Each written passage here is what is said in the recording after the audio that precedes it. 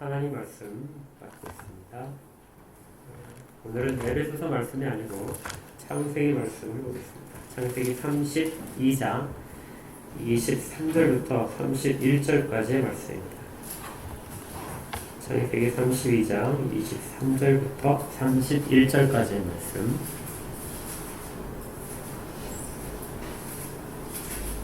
자, 다 찾으신 줄 알고 하나님의 말씀을 받으십시오.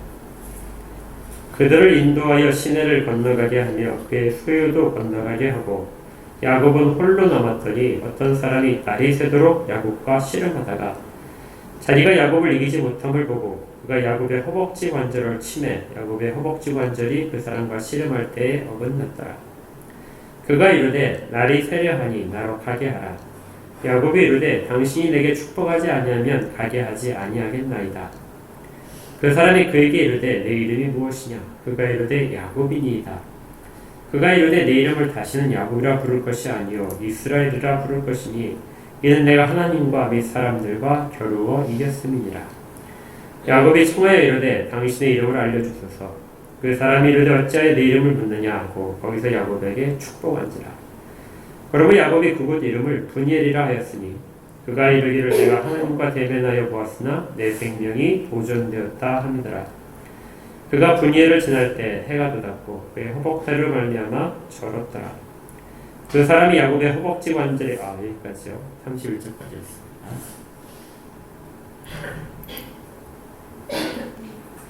성경에 그 많은 인물들이 나오는데요.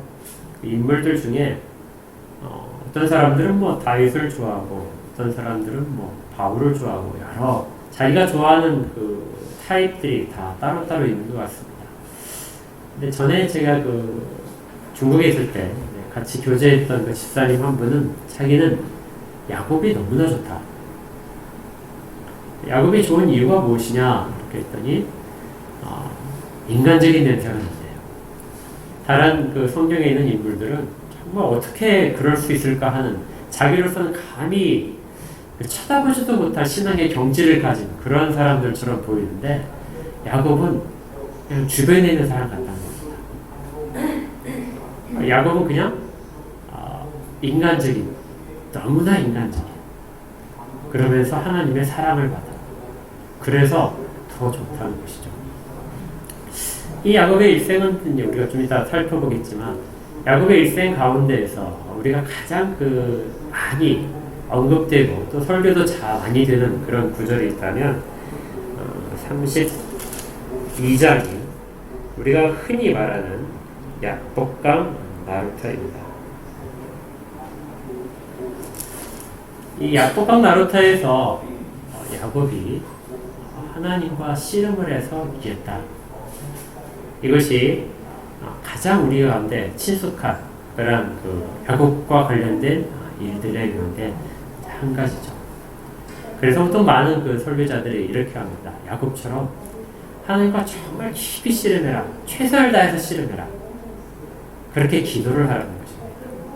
야곱의 이 씨름을 기도로 하고 보고 하나님 앞에 이렇게 매달려서 간청하면 하나님이 우리의 모든 것들을 들어주신다. 그래서 우리는 이 야곱의 모습을 본받아야 됩니다.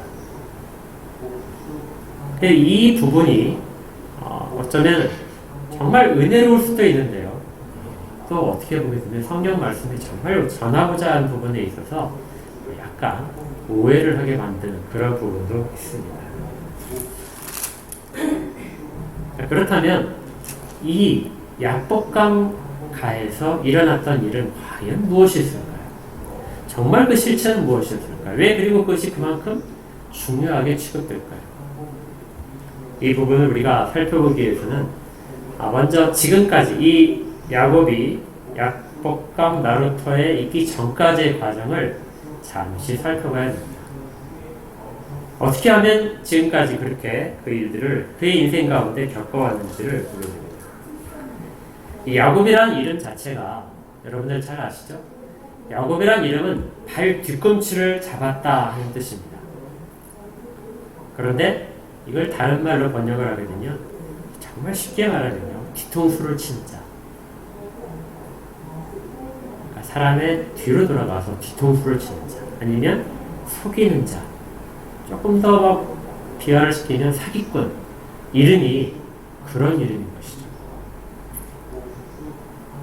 야곱은 그 이름만큼이나 그의 일생 가운데 이 속임수에 매우 능했습니다. 성경에서 야곱만큼 그 어떤 술수에 능한 사람을 찾아라고 하면 잘 못 찾을 거예요. 그리고 그는 매우 욕심이 강한 사람이었습니다. 자기가 목표로 하는 모든 것들을 다 차지해야만 만족합니다. 그래서 그가 태어나는 장면을 성경에서 기록하는데 어떻게 기록하고 있죠? 그는 쌍둥이로 태어났습니다. 그의 형 에서를 먼저 나가려는 에서의 발목을 잡고 못 나가도록, 그러니까 뱃속에서부터 쌍둥이 두 형제가 싸우고 있었던 것이죠. 내가 먼저가 되겠다, 내가 으뜸이 되겠다는 그런 싸움이 뱃속에서도 있었고, 그 싸움을 그 가운데 치열하게 했던 사람이 바로 이 야곱입니다. 그러니까 야곱을 보게 되면 평생이 싸움으로 계속해서 점철이 돼요. 우리가 이 씨름으로 지금 읽은 성경에 되어 있지만 이 씨름이라는 단어가 사실은 더 정확하게 표현한다면 싸움입니다. 목숨을 건 투쟁. 이것이 이 씨름의 의미에 가장 정확할 거예요.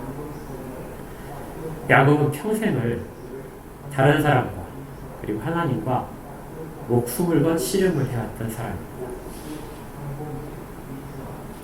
그래서 그의 형이 태어날 때에도 형을 잡고 자기가 먼저 태어나겠다는 욕심을 보였던 사람이죠. 그래서 그의 아버지가 이 야곱의 모습에 아마 질렸던 것 같아요. 그래서 이름을 야곱이라고 지어줬습니다. 자식의 이름이 그렇게 지어졌다는 것은 좀 대단한 일이죠. 어떻게 아버지가 그렇게 나쁜 이름으로 자식을 지어줄 수 있을까요? 다 복을 주고 싶은데. 근데 그만큼 야곱은 아버지의 사랑을 받지 못했던 것 같습니다. 성경의 기록에 따르면 아버지는 형인 에서를 사랑했어요. 가뜩이나 욕심도 많고 질투심도 많고 그렇게 돼 있는 이 야곱이 얼마나 아버지의 사랑을 받고 싶었을까요?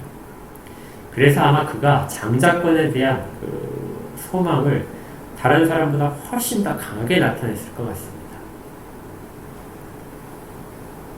그래서 그는 형을 속이게 되죠. 형이 몹시 배고파할 때 팥죽 한 그릇으로, 팥죽이라는 게 붉은 색깔의 죽입니다. 붉은 색깔의 죽으로 형을 먹이면서 장자권을 사게 됩니다. 그렇다고 장자권이 뭐 무슨 서류상으로 넘은 건 아니겠죠. 그냥 형식적인 내용입니다. 그런데 실제로 이것을 이제 이루어내는 때가 있죠. 아버지인 이삭이 나이가 매우 들었습니다. 그래서 아마 지금 성경의 기록을 일일이 찾아보게 되면 나이가 137세쯤 됐던 그때였던 것 같아요. 나이가 어마어마하죠. 근데 그때 눈도 어두워지고 귀도 어두워지고 아마 그랬을 겁니다. 그래서 이제 자기가 더 이상 이 집안을 다 다스리지 못하겠다 생각이 들어서 자기 자식에게 이제 모든 것들을 다 넘겨주려고 했습니다. 그러니까 당연히 아버지가 사랑하는 에서에게 넘겨주려고 했죠. 그래서 에서를 불러서 나가 사냥해서 짐승을 잡아서 그걸로 되게 맛있는 음식을 해오면 내가 너에게 마음껏 축복을 하겠다. 그런데 이 이야기를 어머니가 들은 거죠. 어머니는 근데 야곱을 사랑했습니다. 그러니까 집안이 별로 그렇게 화목한 것 같지는 않죠. 그래서 어머니가 이 이야기를 듣고 나서 재빨리 야곱에게 가서 형이 지금 나가서 사냥을 하는데 네가 지금 빨리 양을 잡아서 가져와라. 내가 요리를 해줄 테니까 그걸 가지고 아버지한테 가서 네가 축복을 받아라. 그냥 보내지 않고 에서를 흉내내기 위해서 에서가 하는 것처럼 그의 옷을 입고 그 다음에 털도 몸에 이제 털이 많은 사람이었으니까 털도 양털을 막 묻혀서 털도 많은 것처럼 흉내를 내줍니다. 이렇게 해서 아버지로부터 축복을 에서 대신에 장자권의 축복을 받게 됩니다. 그러니 그는 형도 이긴 것이고 아버지도 이긴 것이죠. 자기 편이 아니었던 사람들을 다 물리치고 자기가 원하는 것들을 그들로부터 다 떼어내는데 성공했습니다. 그런데 그 대상이 누구였어요? 형이었고 그리고 아버지였습니다.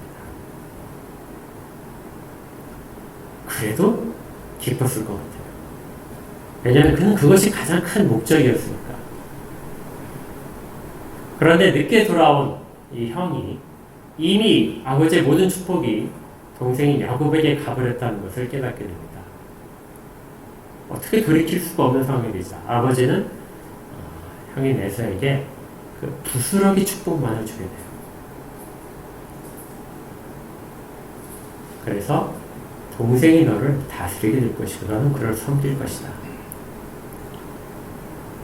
복을 받긴 받되 그 복은 야곱을 섬기는 복 가운데 포함되게 됩니다. 이 야곱과 에서의 이 갈등은, 이 복에 대한 갈등은 그 이후에 둘 다 두 민족, 큰 민족을 이루는데요. 두 민족 사이에서의 갈등으로 계속해서 진화됩니다. 그래서 에돔 족속과 그 다음에 히브리 족속 사이의 싸움이 계속해서 진행되게 되죠. 참으로 안타까운 순간이었는데 이 에서가 그렇게 이제 아버지로부터 자초정을 다 듣고 나서 매우 분개했습니다. 그런데 좀 분별력 있는 사람인 것 같아요. 그 아버지가 살아있을 동안은 내가 너를 죽이지 않겠다.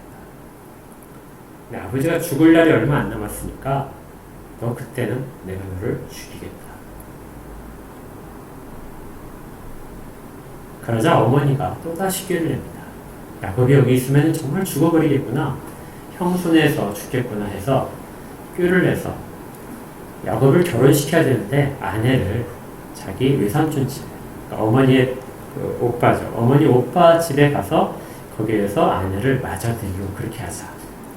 아버지 이삭이 그렇게 했거든요. 이 가나안 땅에는 여자를 아내로 맞이하면 정말 안 되겠다. 꼭 그걸 내가 소망한다 하고 어머니가 아버지를 부추깁니다. 그러자 아버지가 야곱을 그러면 가서 그 땅에 가서 아내를 데려가라.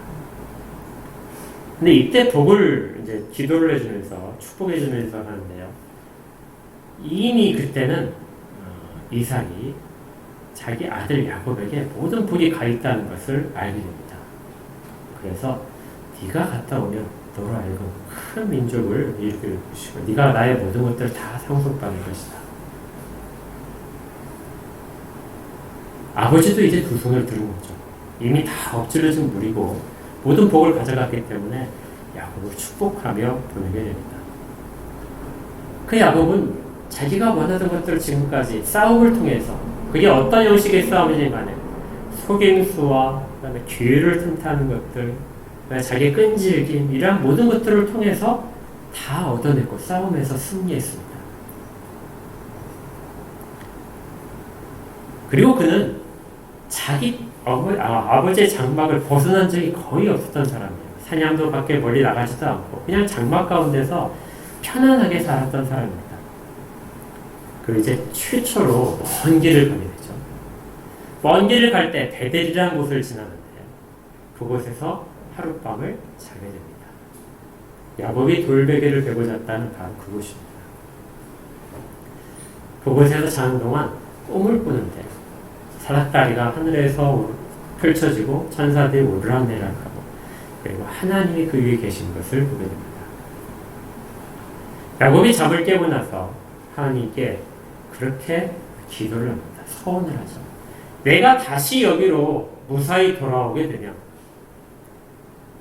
그러면 이곳에 내가 하나님의 단을 쌓겠습니다. 그리고 나서 그때야 비로소 하나님은 나의 하나님이 될 것입니다. 여기 중요한데요. 야곱은 하나님에 대한 생각이 그렇게 없었습니다. 하나님께 조건을 걸죠.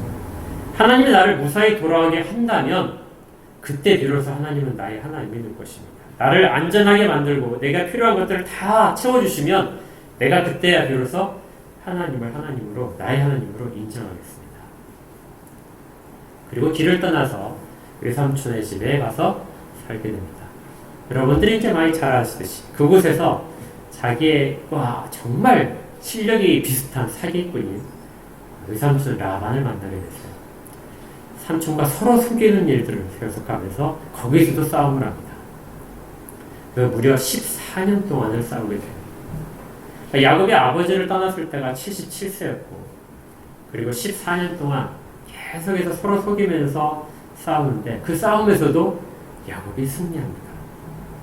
그래서 야곱의 큰 짐승의 재산이 생겼고 아내가 4명이나 되고 자식은 최소한 12명이었을 것입니다.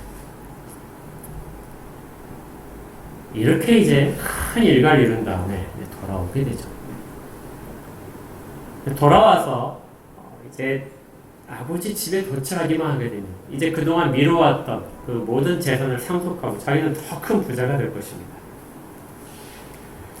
그런데 이렇게 막상 돌아오는 길을 접어들어서 가나안 땅을 앞에 두자 그렇게 되자 이 야곱의 마음에 한 가지 걱정거리가 떠오르기 시작합니다.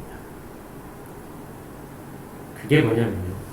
자기가 속였던 그리고 자기를 죽이겠다고 했던 에서가 집을 나가서 큰 무리에 지금으로 하면 이제 왕처럼 된 것이죠. 큰 지역을 다스리는 왕처럼 이제 큰 권세 있는 자가 되었다. 그러니까 아버지한테 가려면 그 근처를 지나가야 되거든요. 그동안 잊어버렸던 91세의 야곱이 이제 마지막 거기 이런데 어떻게 통과하지 하는 이제 근심이 생기기 시작합니다. 그래서 꾀를 내요. 그래서 자기의 사람들을 형한테 보냅니다. 내가 형한테 은혜를 입어서 지금까지 이렇게 잘 돼서 큰 부자가 됐는데 이게 다 형의 은혜입니다. 내가 형에게 내 재산을 쫙 떼어주겠습니다. 그리고 이제 화해했으면 좋겠습니다 하고 그런 화해 사절을 보냈어요. 그런데 그 갔던 사람들이 돌아오면서 하는 말이 형 에서가 그 소식을 듣더니 사람들을 400명이나 무장시켜서 출발했습니다. 동생을 만나려. 야곱이 얼마나 놀랐을까요? 14년 전에는 형 한 사람 속였는데 지금 그 형이 혼자 오는 것이 아니라 400명을 이끌고 그 말은 하나도 남겨두지 않고 죽이겠다 하는 것처럼 들린 거죠. 자기가 아무리 주려고 해도 형이 다 뺏어가면 훨씬 다 뺏기는 거 아닙니까? 그래서 야곱이 이제 근심하기 시작하는 거죠. 오늘 읽었던 본문이 바로 그 상황입니다. 지금까지 다 자기가 이겼는데 이제 이 상황은 어떻게 이길 도리가 없는 거예요.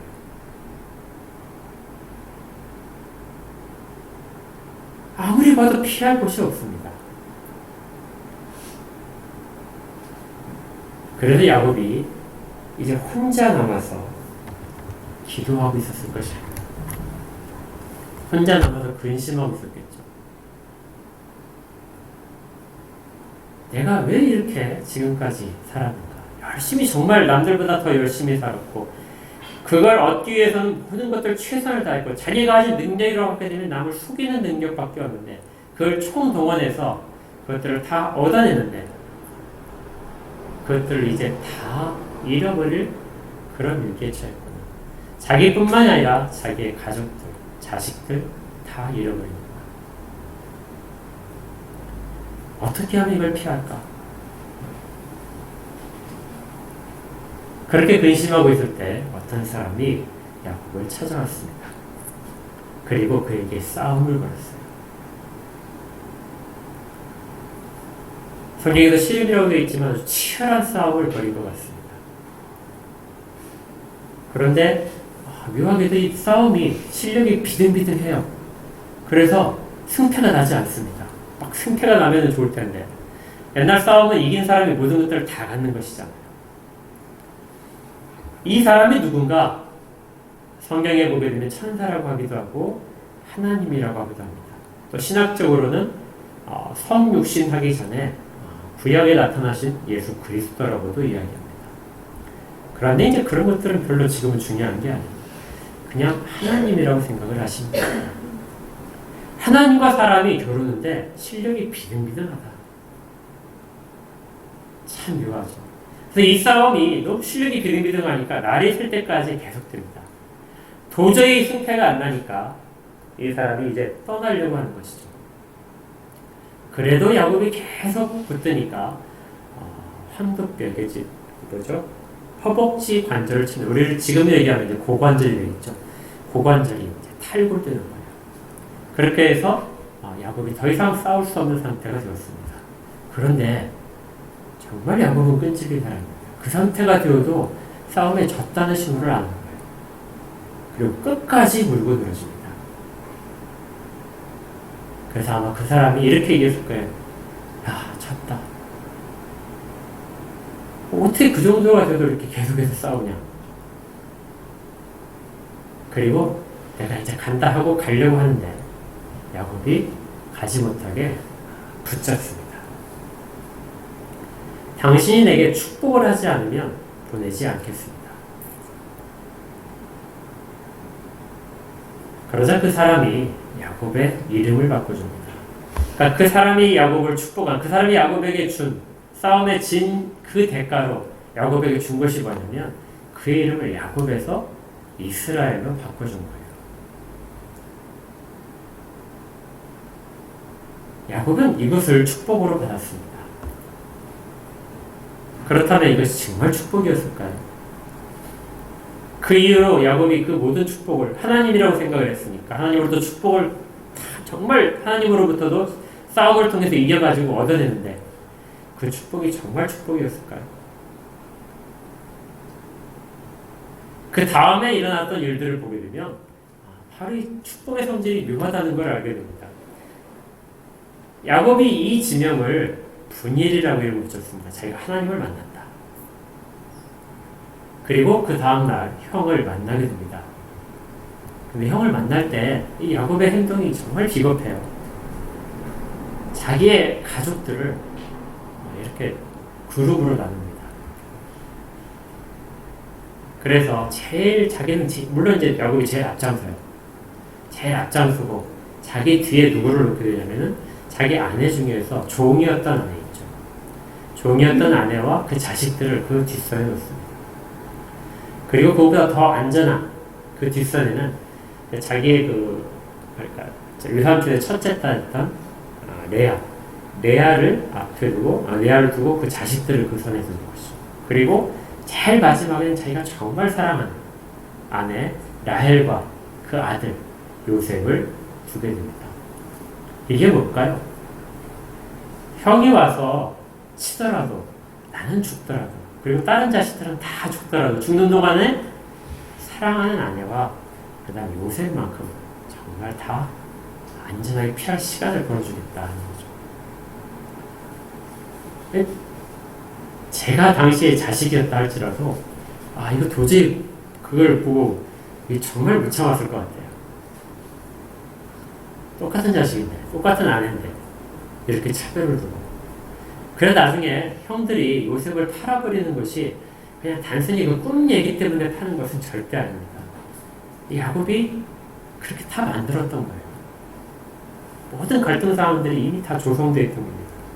그러니까 그는 축복을 받았지만 정말 자신이 없었어요. 그리고 인간적으로 비겁한 면도 그대로 다 남아 있었습니다.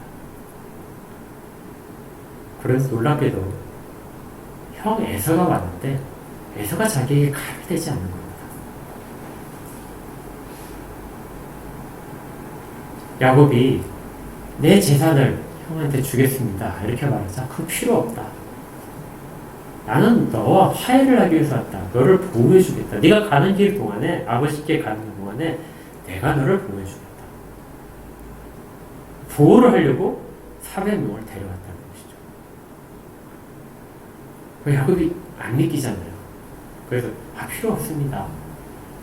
형이 마음은 알겠는데 그냥 데리고 가십시오. 이 짐승들이나 제가 드린 예물이나 갖고 가십시오. 그렇다면 내가 일부를 남겨줄 테니까 그 사람들의 도움을 받아서 아버지께로 안전하게 가라. 자기는 전혀 예상하지 못했던 결과를 맞이하게 됩니다. 얼마나 큰 복일까요? 정말 복처럼 생각되는데 가는 길에 그 다음부터는 야곱의 일생이 정말 꼬입니다. 자기의 딸이 그 이방 종족에게 강간을 당하는 사건이 발생하죠. 그래서 부족 간 사이에 전쟁이 벌어집니다. 수많은 사람들을 죽여야 됐고요. 그리고 추격을 피해서 쫓겨나게 됩니다. 거기서 끝났나요? 바로 그 다음 순간 되니까 가장 사랑하는 아내가 그만 죽게 됩니다. 자식을 낳다가 그 산고로 죽게 되는 일을 발생하게 돼요. 그리고 가장 사랑하는 자식 요셉을 잃어버리게 됩니다. 그래서 20년 이상을 자기의 자식을 죽은 곳으로, 짐승에게 물려서 죽은 곳으로 그렇게 생각하면서 살아야 돼요. 그 다음에는 그 사랑하는 아내가 죽으면서 남겨놓은 자식, 베냐민이라는 자식도 양식을 위해서, 자기들이 살기 위해서 팔아버려야 되는, 애굽 땅으로 마치 종으로 파는 것처럼 그렇게 범해야 되는 그런 아픔도 겪어야 됐습니다. 그의 일생이 그렇게 순탄하지만은 않던 것이죠. 집안에서도 자기 아들 중에 유다는 르우벤이죠. 르우벤은 자기 아내와 자기 계모와 같이 동침하는 그런 가족 간의 불상사도 벌어지게 됩니다. 만약에 분이엘에서 하나님과 겨루 싸워서 이긴 축복이, 이름이 바뀐 그 축복이, 야곱에서 이스라엘로 바뀐 축복이 정말 축복이라면 야곱의 일생이 그렇게 되면 안 되겠죠. 훨씬 더 잘 되고 그 땅에 있는 모든 자들을 다 정복하면서 위대한 자로 올라가야 되겠죠. 그런데 그의 일생이 그렇게 되지 않았다는 것입니다. 그러면 다시 이제 돌아와서, 그럼 그때 하나님과 싸워서 겨루어 이긴 그 의미가 무엇일까요? 그리고 그 사람이 해줬던, 하나님이 해줬던 야곱을 이스라엘로 이름을 바꾼 그 사건은 정말 무엇일까요? 야곱이 정말 받은 축복은 무엇일까요? 그게 이제 우리가 오늘 깊이 생각할 부분입니다. 이 부분에 대해서 루터가 이 부분을 이렇게 설교를 한 구절이 있어서 제가 읽어드리겠습니다. 루터가 누군지 아시죠? 씨름 중에 야곱과 하나님이 나눈 대화는 기록되어 있지 않다. 아마도 주님은 야곱을 향해 너는 멸망할 것이다, 이렇게 말씀하시고, 야곱은 내가 멸망하는 것은 하나님의 뜻이 아닙니다 하고 대답하며 대항할 것이다. 죽음의 위기까지 직면하니까 나는 죽을 운명이 아니야. 하나님이 나에게 언약하신 내용이 얼마나 많은데 나는 장자권을 가지고 있는데, 내가 죽으면 이 장자권이 사라지는데. 야곱은 그 약속을 붙들면서 꺼져가는 불이 후후 불면 불길이 올라온 것처럼 그렇게 하나님과 씨름을 했다. 정말 힘든 싸움을 했다고 루터는 이해를 합니다. 그리고 그 싸움은 생명을 건 싸움이었다. 하나님이 너의 그 사악함, 다른 사람을 속여서 네가 원하는 모든 것들을 받아내고야 말겠다는 그런 탐욕들, 이러한 것들을 낸 대가로서 너를 죽이고 말겠다. 사실 이 싸움은 지금까지 야곱의 일생 가운데 했던 모든 싸움들은 야곱의 욕심을 갖기 위해서 했는데요, 이 싸움만큼은 그 사람이 찾아와서 먼저 걸은 싸움입니다. 하나님이 먼저 걸으신 싸움이죠.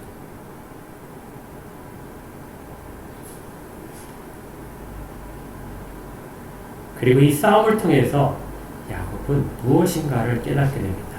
그것이 뭐냐면 자기가 지금까지 가져왔던 모든 것들이 다 의미가 없다는 것이죠. 그렇게 많이 가지려고 했던 그 양들, 그렇게 많이 가지려고 했던 그 장자권들, 이런 것들이 그렇게 자기의 목숨을 걸 만큼 그렇게 값어치 있는 것들이 아니었다는 것입니다. 이걸 루터는 계속해서 이렇게 말을 했어요. 하나님께서는 야곱의 믿음을 단련시키셨다. 이 싸움을 끝내고 야곱은 내 생명이 보장되었다고 말합니다.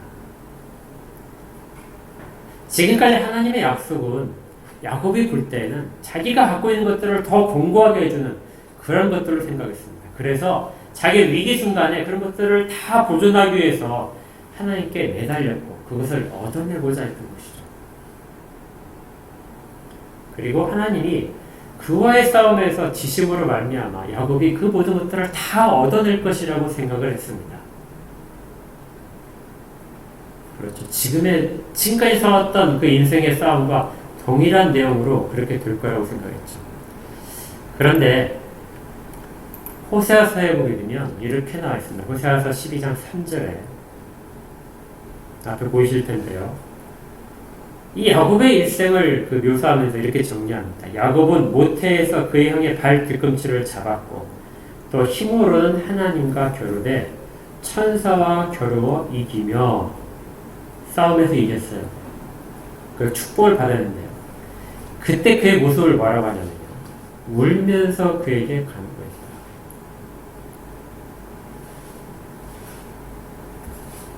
어떻게 간구했다고요? 울면서.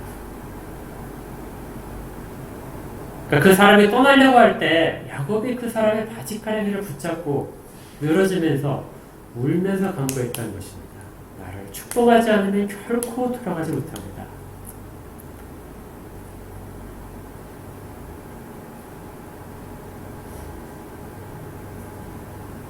야곱은 하나님이 은혜를 베풀지 않으시면 내가 아무것도 없고 다 모두 잃어버릴 것이라는 것을 이때야 비로소 알게 됐던 것이죠.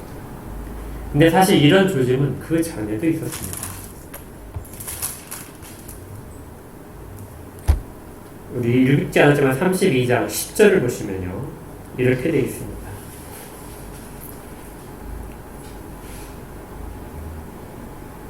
구절부터 보면 야곱이 또 이르되 이 약복강 나루에 도달하기 전에 이 전날의 이야기예요. 야곱이 또 이르되 내 조부 아브라함의 하나님 내 아버지 이삭의 하나님 여호와께서 주께서 전에 내게 명하시기를 내 고향 내 족속으로 돌아가라 내가 내게 은혜를 베풀리라 하셨나이다. 나는 주께서 주의 종에게 베풀신 모든 은총과 모든 진실하심을 조금도 감당할 수 없사오나. 여기에서 아주 특별한 단어, 야곱한테 전혀 어울리지 않은 단어 하나를 쓰는데 그것이 뭐냐면 진실하심. 야곱은 다른 사람들을 계속 속이는 싸움을 해야 하는데 하나님은 야곱에 대해서 늘 진실하셨다는 것이죠. 그걸 내가 지금 살펴보니 조금 더 내가 감당할 바가 못합니다. 내가 내 지팡이만 가지고 이 요단을 건넜더니 지금은 2배나 되어서 이루었습니다.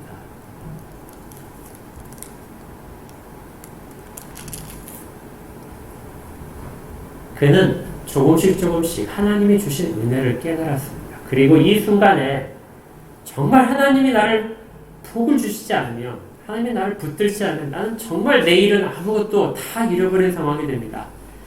그러니 나를 은혜로 보호하소서. 이 날이 중요한 것은 이름이 바뀌었기 때문입니다. 이름이 바뀌었다는 것은 하나님이 그 사람을 새로운 사람으로 만들어주셨다는 거예요. 그래서 물었지 않습니까? 너 이름이 무엇이냐? 내가 속이는 자입니다. 이제부터는 하나님과 겨루어 이긴 자로 부를 것이다. 그런데요, 하나님과 겨루어서 이긴 자란 이 호칭이 과연 그렇게 영광스러운 호칭이었을까요?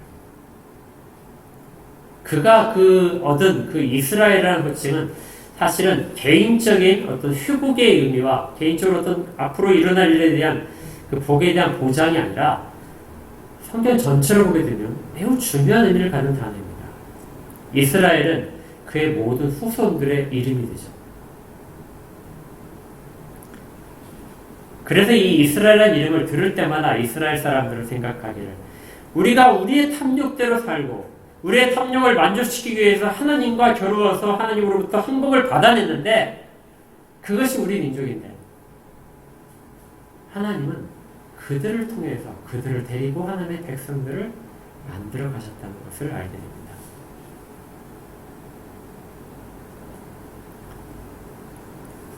원하는 것들을 다 얻어내려고 했던 그 시도들을 다 성공시키고 나서는 그것들이 의미가 없고 하나님의 은혜가 아니면 설 수 없다는 것을 깨닫게 될 때 이게 이스라엘의 그게 진정한 의미가 되는 것이죠. 그래서 이것을 역설이라고 합니다. 하나님과 싸워서 이긴 자들이 이스라엘인데 하나님의 은혜가 없으면 도저히 살 수가 없다는 것을 깨닫는 자도 바로 이스라엘인 것이죠. 그래서 칼빈이 이 부분을 굉장히 잘 해석을 해놨습니다. 칼빈이 이렇게 해석을 했는데 이것도 역시 제가 읽어드리겠습니다. 칼빈은 이것은 또한 우리의 싸움이다. 시입이다. 이것이 우리 전체의 스토리라면 분명한 것은 하나님 우리를 연단하시고 우리를 붙잡고 씨름하실 때 우리에게 무기를 주신다는 것이다. 칼빈은 하나님이 일부러 져주셨다고 이야기합니다. 그 무기는 믿음이다. 하나님이 사람에게 씨름을 걸면서 사람이 하나님과 싸워 이기도록 강력한 무기를 주셨다. 이렇게 하심으로써 주님은 우리를 상대로 싸우시며 동시에 우리를 위해서 싸우신다. 그게 무슨 말이냐면요. 성도 한 사람 한 사람의 그 개인적인 것을 보게 된다면 사실 모든 성도가 다 동일합니다. 그가 이 땅 가운데 뭔가를 간절히 갖고 싶고 원하고 싶고 이루고 싶은데 그걸 이루고자 할 때 방법이 무엇보다도 가장 완벽한 수단이 무엇이냐면 그것이 하나님이라는 거죠. 그래서 하나님과도 싸운다는 겁니다. 싸워서 내가 하나님의 백성 맞죠? 그러면 이거 해주셔야죠. 내가 하나님의 자녀 맞죠? 그러면 이거 해주셔야죠. 이렇게 해서 그렇게 간절히 요구를 해서 얻어낸다는 것이죠. 자식을 이기는 부모 없듯이 하나님의 백성이 그렇게 구할 때 이기지 못하고 주시는 것, 이것이 하나님과 싸워서 이기는 우리들의 모습이라는 겁니다. 그런데 그때 하나님과 싸우는 무기를 우리가 무엇을 갖고 있냐면요. 그것이 바로 믿음이라는 것이죠. 하나님이 약속하셨죠. 그리고 그 약속을 내게 이루신다고 했죠. 내가 그거 믿거든요. 그러니 그렇게 해주십시오. 이것이 우리가 갖고 있는 실제적인 믿음의 정체라는 겁니다. 그 믿음조차도 우리가 탐욕을 만족시키기 위해서 가지는 믿음이라는 것이죠. 그런데 그렇게 해서라도 하나님 앞에 돌아온 자를 하나님이 실험을 하셔서 결국 그 이불을 통해서 그런데요. 하나님 그렇게 안 해주셔도 하나님의 은혜만 있으면 내가 족합니다.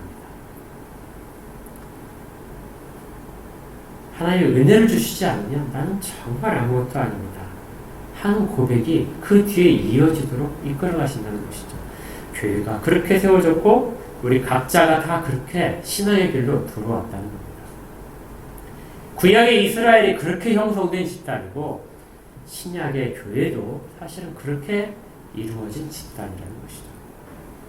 그래서 이것을 복음의 역설이라고 합니다. 이렇게 하심으로써 주님은 우리를 상대로 싸우시며 동시에 우리를 위해 싸우신다. 그 믿음이 약해지지 않도록 믿음을 계속해서 붙들어주면서 우리의 실력에 맞춰서 긴 싸움을 끌고 가신다는 거예요. 우리는 우리가 끈질겨서 그 싸움이 이어지는 것으로 생각하는데 하나님이 우리를 단련시키는 방법 가운데 단련될 때까지 끌어가시기 때문에 긴 싸움이 되는 겁니다. 하나님의 한 손은 우리를 공격하고 다른 한 손은 우리에게 믿음을 주셔서 보호하신다. 하나님이 주시는 역경들, 환난들, 어려움들, 실패들 이러한 것들은 하나님 우리를 상대로 싸우시는 과정이라는 거예요. 싸움을 걸으시고 그 과정을 계속 하십니다. 그러면서 우리 가운데 무기를 또 하나 주셔서 믿음을 주셔서 그 싸움을 이어가도록 결코 내가 질 수 없어 하는 그 생각을 갖도록 강력한 무기까지 주시며 보호하시면서 하신다는 것입니다. 좀 더 정확히 표현하자면 그분은 왼손으로 우리를 대적하시고 더욱 강한 오른손으로 우리를 위해 싸우신다. 다시 말하면 주님은 우리를 시험하는 일에 전력을 다하시지 않는다. 이와 반대로 우리의 믿음을 강화하는 데 더욱 큰 능력을 발휘하신다. 이 때문에 우리는 마침내 하나님과의 싸움에서 승리한다. 이것이 야곱을 승리의 길에 세우신 하나님의 목적이었습니다. 그래서 그 이후에 인생이 꼬이고 세상적으로 볼 때는 어려움이 많이 닥치더라도 야곱이 하나님에 대한 찬양을 잃지 않았던 것이죠. 우리가 이렇게 해서 이런 과정을 거쳐서 주 앞에 서게 된 자들입니다. 야곱과 다르지 않죠. 우리가 인간적으로 말하는 것은, 인간적이라는 말은 우리 가운데 있는 악함들이 그대로 야곱이 다 보여줬기 때문에 그렇습니다. 사탄이 인간을 타락시킬 때 유혹의 방편으로 그 목적지로 삼았던 수단이 바로 속임이었죠. 탐욕이었습니다. 그것이 인간의 가장 본성적인 인간적인 모습의 정체인 것이죠. 그걸 다 발휘했는데 하나님이 그를 계속해서 나는 너의 하나님이 되고 싶다고 말씀하시고, 그리고 하나님과 겨루어서 하나님과 붙잡힐 수 있도록, 하나님을 떠나지 않도록 최선을 다하게 하시고, 잘못된 욕구지만 그걸 통해서 하나님의 은혜를 체험할 수 있게 만드셨어요. 결국 하나님의 사람으로 세우시는 것. 이것이 우리 신자이고 구약의 이스라엘에 대한 뜻이었고 또 교회를 향하신 뜻이기도 합니다. 하나님의 놀라우신 은혜를 깊이 기억하시기 바랍니다. 우리의 부족함에도 불구하고 하나님은 가장 좋은 것들로 우리를 지금도 단련시키며 그 싸움을 하고 계시는 것이죠. 그 싸움이 다 끝나는 날 우리는 정말 주님 앞에서 참다운 은혜를 누리게 될 것입니다. 내가 하나님을 뵙고도 내 생명이 보존되었다. 이것이 새로 살아난 야곱의 일생의 중요한 주제였습니다. 계속해서 살아갈 수 있게 만드는 것. 우리에게도 이 은혜가 오늘도 그리고 앞으로 주의 날, 주 앞에 다시 서는 날까지 계속되기를 주의 이름으로 축복합니다. 기도하겠습니다. 하나님, 정말 탐욕으로만 뭉쳤던 야곱이 그 탐욕을 만족시키기 위하여 하나님과 싸우고 이기도록 그렇게 조장하셨음을 발견합니다. 그런데 그 싸움이 야곱이 이겼지만 결국 하나님이 이기신 싸움이었던 것을 깨달으며 저에게 일어난 인생의 모든 역경들도 그렇게 이루어지고 있음을 발견하게 됩니다. 욕심으로 주 앞에 매달리지만, 그리고 그것들을 다 들어주시는 것 같지만 정말 그 끝에서 하나님이 없으면 나는 아무것도 아닙니다 고백이 이어지기를 소망합니다. 그래서 야곱이 이스라엘이 되었듯이 우리도 하나님 앞에 바른 자녀로서의 모습을 다 발견할 수 있도록 도와주시옵소서. 언제나 우리를 보고 계시고 힘주시고 붙드시는 주님을 찬양합니다. 주께서 그렇게 우리를 인도하여 주시옵소서. 예수 그리스도 이름으로 축복하며 기도합니다.